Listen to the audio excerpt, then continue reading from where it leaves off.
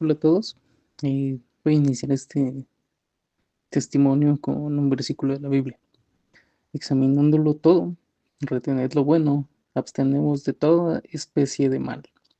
Primera de Tesalonicenses 5, 21, 22. Soy copastor y predicador en una pequeña iglesia de la Ciudad de México y vengo a compartir cómo el Señor me guardó de una red de engaño sutil, profunda y peligrosa. Ya saben, la secta Sion Chenji, eh, también conocida como la Nueva Jerusalén, el Monte de Sión o simplemente como ellos anuncian, el estudio bíblico gratuito. Quiero empezar diciendo algo muy importante, que no caí por una debilidad espiritual, sino por hambre y por sed de la palabra. Yo ya tenía tiempo en el ministerio, pero notaba áreas de mi vida donde necesitaba crecer, en doctrina, formación bíblica y enseñanza estructurada. Yo ya tenía un gran amor por Dios. Predicaba su palabra, pero sentía que me faltaban muchas herramientas. El día 13 de agosto de 2024 recibí un mensaje por WhatsApp. Una persona me dijo que me contactaba porque supuestamente yo había llenado un formulario para estudiar la Biblia. Yo no recordaba haberlo hecho, pero admito que sí estaba buscando formación, así que decidí darle una oportunidad. Lo primero que me atrajo y fue pues, lo que nos gusta mucho a los mexicanos, la promesa de algo gratuito. Y además, pues una cosa bíblica, pensé, pues, ¿qué puede salir mal con estudiar la Biblia gratis? Pero desde la primera clase sentí un foco rojo. La lección se llamaba La historia de Dios. Y ahí se enseñaba que en el Edén había dos árboles, uno de Dios y otro creado por Satanás. Pero la palabra de Dios nunca dice que Satanás haya creado un árbol. Solo dice que usó uno para tentar a Eva. Esto lo encontramos en Génesis 3. Empezaron a dar significados alegóricos a todo. El árbol era un pastor, una iglesia, las ramas los evangelistas, el fruto la palabra, las personas, y siempre había una contraparte maligna, el árbol de Dios contra el árbol de Satanás. Esto torcía la palabra porque, aunque la Biblia usa simbolismos, también se te da la propia interpretación. Cuando quieren que entendamos algo figurado como en las parábolas. Pero aquí ellos imponían significados que cambiaban según la conveniencia. En segunda de Pedro 1:20 dice, sabed esto primero, que ninguna profecía de la Escritura es de interpretación privada. El curso avanzaba y yo ya había notado cosas fuera de contexto, pero seguí tomando las clases. Tenía esa lucha interna, esa batalla espiritual constante. La enseñanza parecía profunda, pero no tenía un fundamento bíblico real, y más bien exaltaba al hombre y no a Cristo. Una vez nos dijeron que la portada de la Biblia negra representaba que fuera de la palabra todo era oscuridad y todo dentro era luz. Eso suena lógico hasta cierto punto, pero te das cuenta de que están construyendo un lenguaje propio y una narrativa donde solo ellos tienen la luz y todos los demás están en tinieblas. Comenzaron a hablar de escribas, fariseos, saduceos, nicolaitas, maestros de la ley, como los traidores del tiempo final. Pero en realidad ellos estaban imitando ese mismo error. Creían únicos, decían que solo nosotros tenemos la verdad, despreciaban a todas las iglesias locales, rechazaban la enseñanza pastoral, se aislaban del cuerpo de Cristo.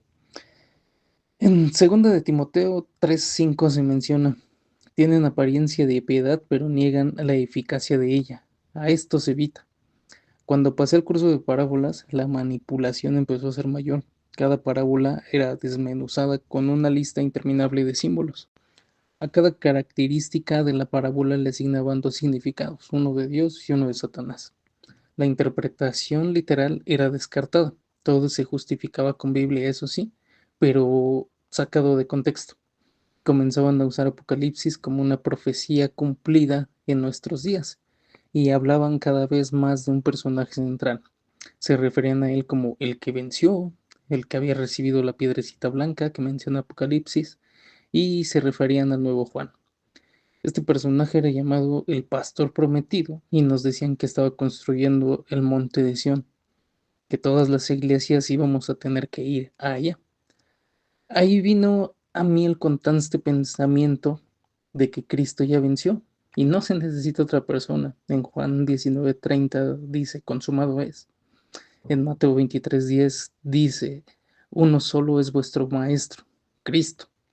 También hablaban de una bestia de 7 cabezas, la del Apocalipsis, 7 cabezas, 10 cuernos, diciendo que era una corporación, pero jamás revelaban cuál, usando la frase, eso se verá más adelante, como usaban siempre que tenía yo pues dudas, hambre, sed de la palabra del Señor, y siempre que tenía yo las dudas siempre me respondían con esto, es que eso lo vamos a ver más adelante, así igual que con todos estos temas oscuros comenzaban a generar entre los compañeros miedo, duda, dependencia.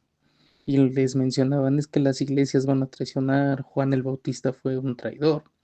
Fuera de esta enseñanza y oscuridad, incluso la clase que más me puso más en alerta fue que enseñaban que Juan el Bautista había fallado a Jesús por enviar a preguntar si él era el Mesías.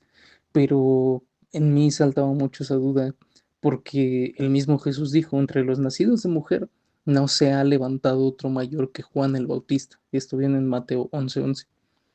Hubo un momento decisivo para esto, cabe mencionar que mis inasistencias a las clases pues eran constantes.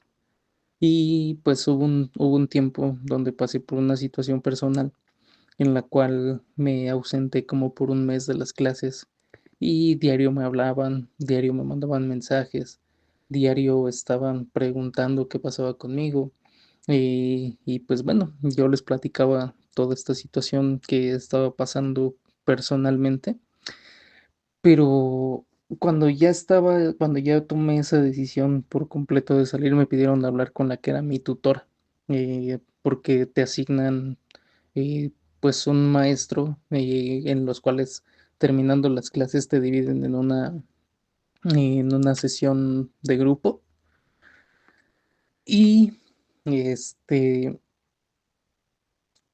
pues, la persona que te ponen ahí, pues, es una persona que, pues, tiene este amplio conocimiento, porque, pues, al final del día, yo repito algo que digo, pues, ¿cómo no van a saber? Si, pues, están diario practicando lo mismo y durante quién sabe cuántos años. Entonces, me pidieron hablar con ella, la que estaba, pues sí, mi tutora a mi cargo. Entonces,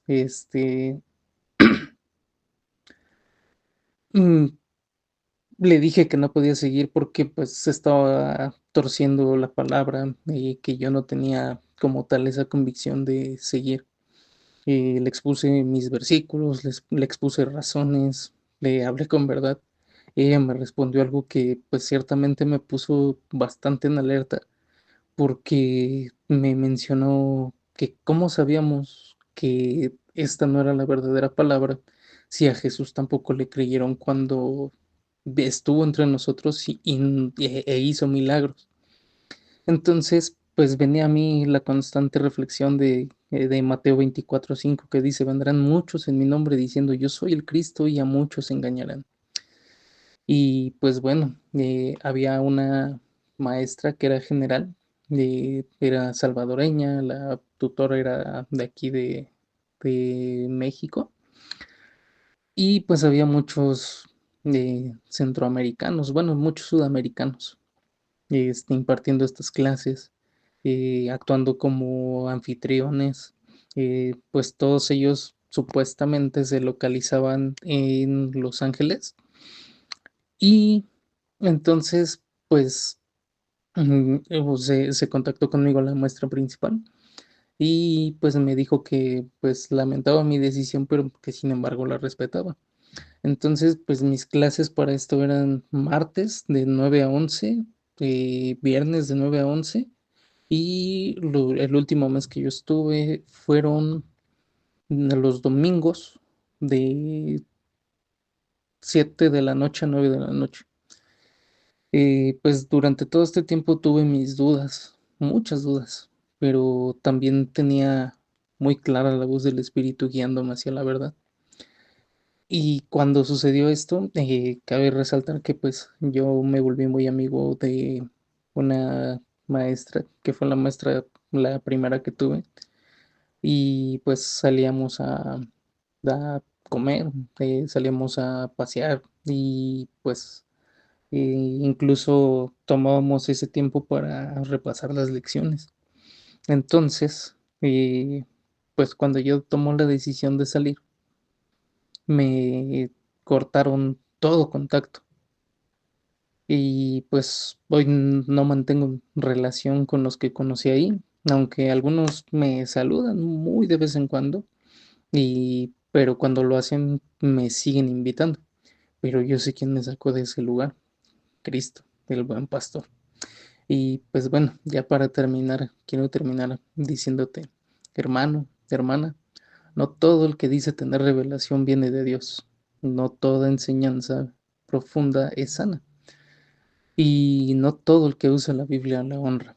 En 2 de Timoteo 4, 3, 4 leemos, porque vendrá el tiempo cuando no sufrirán la sana doctrina y apartarán de la verdad el oído y se volverán a las fábulas. Yo solamente te pido que si estás herido por haber estado en esta secta, no te apartes de la palabra, no te apartes de la iglesia y no camines solo. Cristo es suficiente, su palabra es suficiente y la gracia que Él te dio es suficiente. Y para terminar, quiero hacerlo con este versículo, Juan 8:32. Y conoceréis la verdad, y la verdad os hará libres. Amén.